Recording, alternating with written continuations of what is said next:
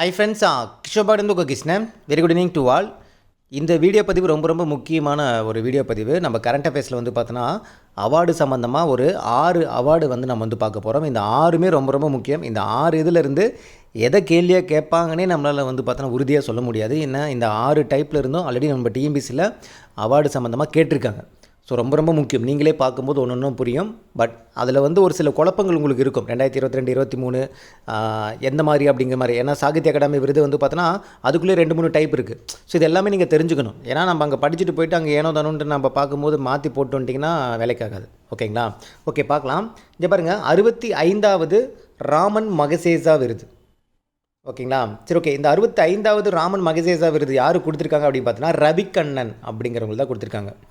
இந்த ராமன் மகசேசா விருது பார்த்தோன்னா ஆசியாவினுடைய நோபல் பரிசு அப்படின்னே சொல்லுவாங்க. ஆசியாவின் நோபல் பரிசு தான் இந்த ராமன் மகசேசா விருது. ஓகேங்களா? இதுக்கு யார் கொடுத்துருக்காங்க?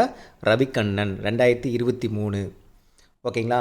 ஓகே. இந்த ராமன் மகசேசா விருது ஃபஸ்ட்டு வாங்கின இந்தியர் யார் அப்படின்னு பார்த்தோன்னா ஆச்சாரியா வினோபாவே. யார்?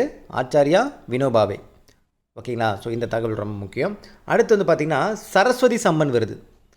இந்த சரஸ்வதி சம்மன் விருது பார்த்தீங்கன்னா 2022க்கும் தெரிஞ்சுக்கணும், 23க்கும் தெரிஞ்சுக்கணும். ஏன்னா 2023 இப்போ ரீசெண்டாக தான் அனௌன்ஸ்மெண்ட் கொடுத்துருக்காங்க. ஸோ இதுலேருந்து கேள்வி கேட்பாங்கன்னா இல்லை அதுக்கு முன்னாடி வருஷத்துலேருந்து கேட்பாங்களாங்க நம்ம உறுதியாக சொல்ல முடியாது. அதனால் ரெண்டுமே பார்த்துட்டு போய்க்கிறது ரொம்ப சேஃப். ஓகேங்களா? ஸோ இங்கே பாருங்கள், 22ல் பார்த்தோன்னா தமிழ் எழுத்தாளர் யார்? சிவசங்கரி அப்படிங்கிறவங்களுக்கு இந்த அவார்டு கொடுத்துருக்காங்க. அவர் எழுதின புத்தகம் எதுன்னு பார்த்தோன்னா சூரியவசம் நினைவுகள். சூரியவசம் நினைவுகள். இங்கே பாருங்கள், சிவசங்கரி சூரியவம்சம். இதிலே பாருங்கள் சூரிய அப்படிங்கிற மாதிரி வந்துடும். இது 2022ல். 23ல் யார் கொடுத்துருக்காங்க அப்படின்னு பார்த்தீங்கன்னா மலையாள கவிஞர் பிரபாவர்மா.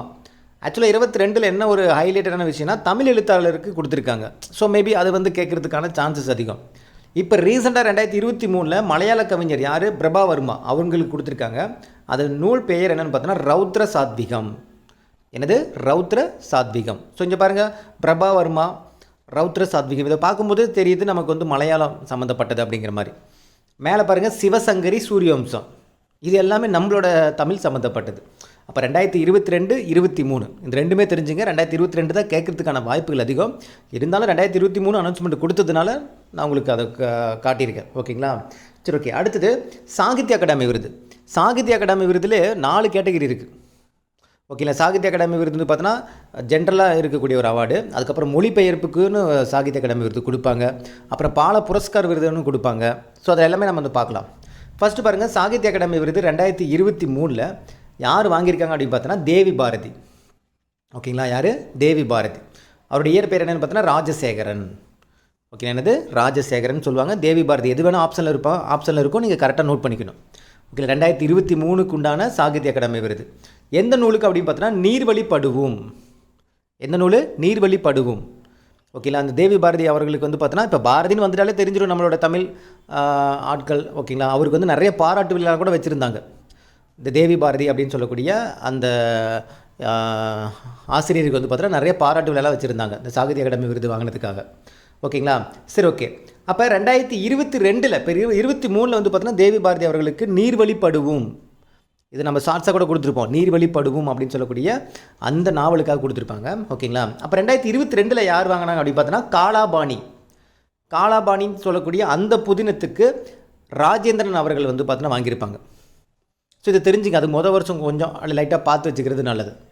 ஓகேங்களா? முக்கியமாக தேவி பாரதி. ஓகேங்களா? அவங்க இயற்பெயர் ராஜசேகரன். எந்த நேம் வேணால் கொடுத்துருவாங்க ஆப்ஷனில். கரெக்டாக நோட் பண்ணி வச்சுங்க ரெண்டுமே. ஓகேங்களா?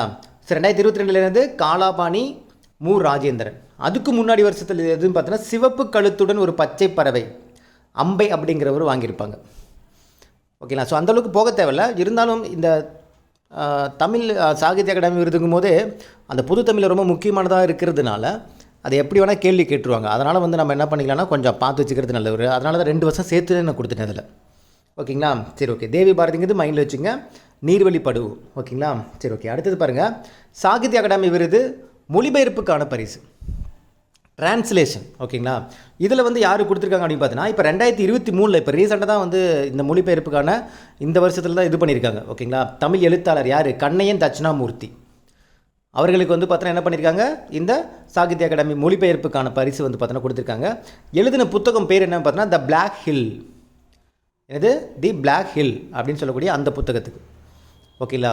ஸோ யார்? கண்ணையன் தட்சிணாமூர்த்தி தி பிளாக் ஹில் அப்படிங்கிறதுக்காக.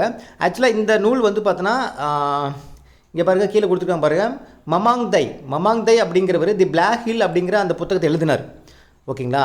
அதை வந்து தமிழில் டிரான்ஸ்லேட் பண்ணி, ஓகேங்களா, கருங்குன்றம் அப்படிங்கிற பேரில் தான் என்ன பண்ணாங்க, இந்த நூலை வந்து பார்த்தோன்னா வெளியிட்டாங்க. யார்? கருங்குன்றம், த பிளாக் ஹில் அப்படிங்கிற நூல் வந்து தமிழில் வந்து பார்த்தோன்னா கருங்குன்றம் அப்படிங்கிற பெயரில் புத்தகமாக வந்து மொழிபெயர்ச்சதுக்காக தான் இந்த அவார்டு கொடுத்துருக்காங்க. ஓகேங்களா? எந்த நேம் வேணால் கேட்பாங்க. அதாவது மொழிபெயர்ப்புக்கு முன்னாடி இருக்கிற புத்தகத்தோட நேம் கேட்டாலும் கேட்கலாம், இல்லை மொழிபெயருக்கு அப்புறம் இருக்கக்கூடிய கருங்குன்றம் அப்படிங்கிற நேம் கூட கேட்கலாம். ஓகேங்களா? ஸோ அந்த பிளாக் ஹில் அப்படிங்கிறது மமாங்தாய். யார்? மமாங்தாய் அவர் எழுதின அந்த நூலை தான் கண்ணையன் தட்சிணாமூர்த்தி அவர்கள் வந்து என்ன பண்ணியிருக்காங்க, கருங்குன்றங்கிற பேரில் புத்தகமாக எழுதிட்டார். இப்போ அதுக்கு தான் என்ன பண்ணியிருக்காங்க, இந்த விருது கொடுத்துருக்காங்க. ஓகேங்களா? ஸோ மொழிபெயர்ப்பு வரும்போது மட்டும் நம்ம கவனமாக இருக்கணும். அந்த மொழிபெயர்ப்புக்கு முன்னாடி இருக்கிற நூல், அதுக்கப்புறம் இருக்கிற நூல் எது வேணால் கேள்வியை கேட்பாங்க. ஓகேங்களா? சரி, ஓகே. இது வந்து 2023. அப்போ 2022 யார் வாங்கியிருக்காங்க அப்படின்னு பார்த்தோன்னா நல்ல தம்பி அப்படிங்கிறவங்க வாங்கியிருக்காங்க. ஓகேங்களா? தமிழில் வந்து பார்த்தோன்னா யாத் வசேம். என்னது? யாத் வசேம் அப்படின்னு சொல்லக்கூடிய அந்த நாவல் வந்து பார்த்தோன்னா கன்னடத்தில் இருந்துச்சு. ஆக்சுவலாக கன்னடத்தில் யாத் வசேம் அப்படின்னு இருந்துச்சு. அதே யாத் வசேம் தான் தமிழில் டிரான்ஸ்லேட் பண்ணும்போது அதே பேர் தான் வச்சாங்க. கன்னடத்தில் என்ன பேர் இருந்துச்சோ அதே பேர் தான் தமிழ்லையும் வச்சாங்க. ஆனால் என்ன பண்ணாங்க, தமிழில் மொழிபெயர்ச்சாங்க. யார்? நல்ல தம்பி அப்படிங்கிறவங்க. ரொம்ப நல்ல தம்பி நீ ரொம்ப நல்ல தம்பி. ஏன்னா அந்த நேம் அப்படியே மாற்றாமல் அப்படியே வச்சுருக்கில்ல, அதனாலவே நல்ல தம்பி அப்படின்னு கூட ஞாபகம் வச்சுக்கலாம். 2022. ஓகேங்களா? அப்போ 23க்கும் தெரிஞ்சுங்க, 22க்கும் தெரிஞ்சுங்க. கிளியரா? ஓகேங்களா? சரி, ஓகே. அடுத்தது பாருங்கள். ஸோ இப்போ நம்ம ரெண்டும் பார்த்துட்டோம். சாகித்ய அகாடமி வந்து பார்த்தோன்னா உங்களுக்கு அதையும் பார்த்துட்டோம், அதே மாதிரி சாகித்ய அகாடமி மொழிபெயர்ப்புக்கும் பார்த்துட்டோம். இப்போ சாகித்ய அகாடமிலே வந்து பார்த்தோன்னா பால புரஸ்கார் விருது, யுவ புரஸ்கார் விருதுன்னு கொடுப்பாங்க. ஓகேங்களா? ஸோ இங்கே பாருங்கள், 2023ஆம் ஆண்டுக்கான சாகித்ய அகாடமியினுடைய சாகித்ய பால புரஸ்கார் விருது யார் கொடுத்துருக்காங்க அப்படின்னு பார்த்தோன்னா உதயசங்கர். ஓகேங்களா? என்னது? சாகித்ய பால புரஸ்கார் விருது யார்? உதயசங்கர் அப்படிங்கிறவர் எழுதின ஆதனின் பொம்மை அப்படின்னு சொல்லக்கூடிய அந்த புத்தகத்தை கொடுத்துருக்காங்க. ஸோ பால புரஸ்காரம்னாலே இந்த குழந்தைகளுக்காக எழுதக்கூடிய ஒரு புத்தகம், அதான் பொம்மைன்னு வந்திருக்கு. ஆதவனின் பொம்மை சாகித்ய பால புரஸ்கார் விருது யார் எழுதியிருக்கா? உதயசங்கர் அப்படிங்கிறவர். ஓகே. இப்போ பால புரஸ்கார் முடிஞ்சு. யுவ புரஸ்கார் விருது யார் கொடுத்துருக்காங்க அப்படின்னு பார்த்தீங்கன்னா யாருக்கு? ராம் தங்கம் அப்படிங்கிறவர். என்னது? ராம் தங்கம். அவர் எழுதின திருக்கார்த்தியல் நூலோட பேர் என்னது? திருக்கார்த்தியல். திருக்கார்த்திகை மாதம் அப்படிம்பாங்களா, திருக்கார்த்திகை மாதம் மாதிரி திருக்கார்த்தியல் அப்படிங்கிற புத்தகத்துக்காக யார்? ராம் தங்கம். ஓகேங்களா? அவருக்கு கொடுத்துருக்காங்க. எது? யுவ புரஸ்கார் விருது. அப்போ உதயசங்கர் அப்படிங்கிறவருக்கு ஆதனின் பொம்மை அப்படின்னு சொல்லக்கூடிய அந்த புத்தகத்துக்காக கொடுத்துருக்காங்க பால புரஸ்கார் விருது. ஸோ அந்த பால புரஸ்கார்னு வரும்போது இங்கே பாருங்கள், உங்களுக்கு தெரிஞ்சிடும். உதயம், புது குழந்தை உதயமாகுது. புது குழந்தை பிறக்கும்போது சொல்லி, அப்பா இப்போ தானே என் வாழ்க்கையில் ஒரு உதயம் பிறக்குது அப்படிங்கிற மாதிரி சொல்லுவாங்களே, வாழ்க்கையே இப்போ தானே உதயமாகுது அப்படிங்கிற மாதிரி. ஓகேங்களா? அப்போ பொம்மை கொடுத்து பிள்ளைங்கிட்ட விளையாடுறது அப்படிமா ஞாபகம் வச்சுங்க. யுவ புரஸ்கார் விருதுங்கும் போது ஓகேங்களா? ஸோ யுவ புரஸ்கார்னாலே அப்படியே நம்ம ஒன்று ஞாபகம் வச்சுட்டா போதும், இன்னொன்று ஈஸியாக நமக்கு ஞாபகத்துக்கு வந்துடும். ஏன்னா இந்த ரெண்டில் எதுங்கிறத கன்ஃபியூஷனாக இருக்கும். ராம் தங்கம், திருக்கார்த்தியல். ஏன்னா நேம் டிஃப்ரெண்ட்டாக இருக்கனால நம்ம ஈஸியாக ஞாபகத்துக்கு வந்துடும். ஓகேங்களா? என்னது? ராம் தங்கம், திருக்கார்த்திகை. கார்த்திகை மாதம் வந்து பார்த்தோன்னா தங்கம். ஓகேவா? எல்லோரும் தீபாவளியில் தங்கம் எடுப்பாங்க. ஓகேங்களா? அது மாதிரி வந்து பார்த்தோன்னா அச்சய திருத்தில் எடுப்பாங்க. இப்போ நம்ம கார்த்திகை மாதம் போய் எடுத்தால் கொஞ்சம் நல்லது அப்படிங்கிற மாதிரி ஞாபகம் வச்சுங்க. அவ்வளோதான். ஓகேங்களா? அப்போ இந்த சாகித்ய அகாடமி விருது புரிஞ்சுங்களா? சரி, ஓகே. அடுத்தது ஞானபீட விருது. லாஸ்ட் குரூப் 4 கேட்டிருந்தாங்க, ஞானபீட விருது கேட்டிருந்தாங்க. ஓகேங்களா?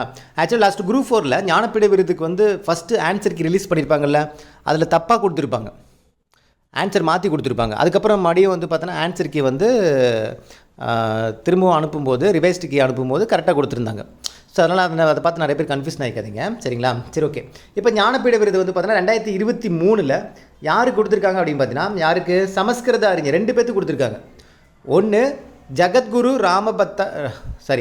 ராமபத்ராச்சாரியா. இது நம்ம ஷார்ட்ஸ் எல்லாம் கூட கொடுத்துருப்போம், நம்ம ஷார்ட்ஸில் ஷார்ட்கட்டாகவே நான் கொடுத்துருப்பேன். சமஸ்கிருத அறிஞர் யார்? ஜகத்குரு ராமபத்ராச்சாரியா. உருது மொழி கவிஞர் யார்? குல்சார். ஓகேங்களா? இவங்க 2 பேர்த்துக்கு தான் கொடுத்துருக்காங்க. ஸோ குல்சாரோடைய இன்னொரு பேர் என்னென்னு பார்த்தோன்னா சம்பூரன் சிங் கல்ரா. அவருடைய இயற்பெயர் கூட கேட்டுருவாங்க கேள்வி. குல்சார்னு கொடுப்பாங்க ஆப்ஷனில், இல்லைன்னா சம்பூரன் சிங் கல்ரா அப்படின்னு கூட கொடுப்பாங்க. ஓகேங்களா? அதை மட்டும் ஞாபகம் வச்சுங்க. சமஸ்கிருத அறிஞர் யார்? ஜகத்குரு ராமபத்ராச்சாரியா. யார்? ராமபத்ராச்சாரியா. உருது மொழிங்கும் போது குல்சார். ஓகேங்களா? சரி, ஓகே. இது வந்து பார்த்தீங்கன்னா இந்தியாவினுடைய மிக உயர்ந்த இலக்கிய விருது. இந்தியாவினுடைய மிக உயர்ந்த இலக்கிய விருது. ஓகேங்களா? ஸோ இந்த கேள்வி கேட்கறதுக்கான சான்சஸ் அதிகம். இதுக்கு முன்னாடி இருக்கிறது கேட்கறதுக்கு வாய்ப்பு கிடையாது. பட் இதை மட்டும் நல்லா பார்த்து வச்சுங்க. ஞானப்பீட விருது 2023 மட்டும் ஞாபகம் வச்சுங்க. ஓகே, இதை கூட பார்த்து வச்சுங்க. இங்கே பாருங்கள், 2023 ராமபத்ராச்சாரியா குல்சார் கொடுத்துருக்காங்களா? 2022 பாருங்கள், தாமோதர் மௌசா. யார்? தாமோதர் மௌசா. அவர்களுக்கு வந்து பார்த்தோன்னா கொங்கணி அப்படின்னு சொல்லக்கூடிய அந்த மொழியில் வந்து எழுதுனதற்காக என்ன பண்ணியிருக்காங்க, தாமோதர் மௌசா அப்படிங்கிறது கொடுத்துருக்காங்க. 2021 நிலமணி பூக்கள், சார் நிலமணி பூகன். ஓகேங்களா? இவங்களுக்கு கொடுத்துருக்காங்க. இந்த ரெண்டு மட்டும் பார்த்து வச்சுங்க. இதை தான் வந்து பார்த்தா லாஸ்ட் குரூப் 4 ஒரு கன்ஃபியூஷனாக கொடுத்துருப்பாங்க. ஓகேங்களா? ஸோ 2021 நிலமணி பூகன், 22 தாமோதர் மௌசா, 23 ராமபத்ராச்சாரியார் குல்சார் இவங்களுக்கு கொடுத்துருக்காங்க. ஓகேங்களா? ஸோ இதை மட்டும் நீங்கள் நோட் பண்ணி வச்சுங்க. ஓகேங்களா? சரி, ஓகே. அடுத்த கரண்ட் அஃபேர்ஸ் பாருங்கள், ஏபல் பரிசு. ஸோ ஏபல் பரிசு டிஎன்பிசியில் நிறைய டைம் கேட்டிருக்காங்க. நிறைய டைம் குரூப் 4 குரூப் 2 கேட்டிருக்காங்க. ஏபல் பரிசுனாலே வந்து கணிதத்துக்காக கொடுக்கக்கூடிய ஒரு பரிசு தான். கணிதத்தினுடைய நோபல் பரிசு அப்படின்னாலே வந்து பார்த்தோன்னா ஏபல் பரிசு தான். ஸோ இது 2024 யார் கொடுத்துருக்காங்கன்னா மைக்கேல் டாலகரண்ட். மைக்கேல் டாலகரண்ட் 2023 24 கொடுத்தது மைக்கேல் டாலகரண்ட். 23 கொடுத்தது வந்து பார்த்தோன்னா காஃபிரெல்லி, லூயிஸ் காஃபிரெல்லி. இதெல்லாம் நம்ம ஷார்ட்ஸ்லேயே கொடுத்துருப்போம் ஆல்ரெடி. ஏன்னா ரெண்டுமே தெரிஞ்சுக்கணும். நடுவில் ஒரு வருஷம் நமக்கு எக்ஸாம் நடக்காதனால எதை வேணால் கேட்பாங்க. 2024 மைக்கேல் டாலகரண்ட். டாலகரண்ட்னா டால், பெருசாக இருக்கிறவங்க தான் கணக்கு நல்லா வரும் அப்படிங்கிற மாதிரி ஞாபகம் வச்சுங்க. காஃபிரெல்லி, என்னது? காஃபிரெல்லி, காலிஃப்ளவர் ஞாபகம் வச்சுங்க. காலிஃப்ளவர் நல்லா சாப்பிட்டா மேக்ஸ் வரும் அப்படிங்கிற மாதிரி. அப்போ 24 மைக்கேல் டாலகரண்ட், 23 காஃபிரெல்லி. இது ரெண்டுமே நோட் பண்ணி வச்சுக்கணும். கிளியரா? 2 தடவை வாய் விட்டு படிங்க, அவ்வளோதான், முடிஞ்சு போச்சு. எக்ஸாமுக்கு போகிறப்ப மட்டும் ஒரு விசிட் மட்டும் பண்ணிவிடுங்க, அவ்வளோதான். ஓகேங்களா? சரி, ஓகே, அவ்வளோதான். ஸோ இதில் எல்லாமே நம்ம வந்து பார்த்துட்டோம். ஞானப்பீட விருது, ஏபல் பரிசு ரொம்ப முக்கியமானதாக நான் கொடுத்துட்ருக்கேன். ஓகேங்களா? கடைசி மினிட்டில் இது ஒரு சில இதெல்லாம் நீங்கள் காதில் கேட்டாலே போதும், எக்ஸாம் ஹாலில் பார்க்கும்போது அந்த ஆப்ஷன் பார்க்கும்போது நீங்கள் போட்டுடலாம் அப்படிங்கிறதுக்காக. ஓகேங்களா? ஸோ இன்னும் ஒரு சில இது இருக்குது, நான் அதை அடுத்தடுத்து நான் கொடுக்குறேன். ஓகேங்களா? இன்னும் ஒரு சில அவார்டெலாம் இருக்குது. இப்போ இந்த ஆஸ்கர் அவார்டு, இந்த பாரத ரத்னா அவார்டு 4 பேருக்கு கொடுத்துருப்பாங்க. அப்புறம் இந்த பத்மஸ்ரீ அவார்டு, இதெல்லாம் ஒன்று ஒன்றா நான் கொடுக்குறேன். அப்படியே சும்மா கண்ணில் பார்த்துட்டு போங்க போதும். ஆல்ரெடி நம்ம கொடுத்துருக்கோம்ப்பா, ஷார்ட்ஸாக கொடுத்துருக்கோம் எல்லாமே. ஸோ இருந்தாலும் ஒருங்கிணைச்சு கொடுத்தா கடைசி மினிட்டில் ஒரு இடம் பார்க்குறப்ப உங்களுக்கு கொஞ்சம் ஈஸியாக ஞாபகத்துக்கு வரும் அப்படிங்கிறதுக்காக தான். ஓகேங்களா? ஓகே, இந்த வீடியோ உங்களுக்கு பிடிச்சி நினைக்கிறேன். வீடியோ அடுத்த ஒரு வீடியோ சந்திக்கலாம். இது கிஷோபா கடந்து கிருஷ்ணன். தேங்க்யூ.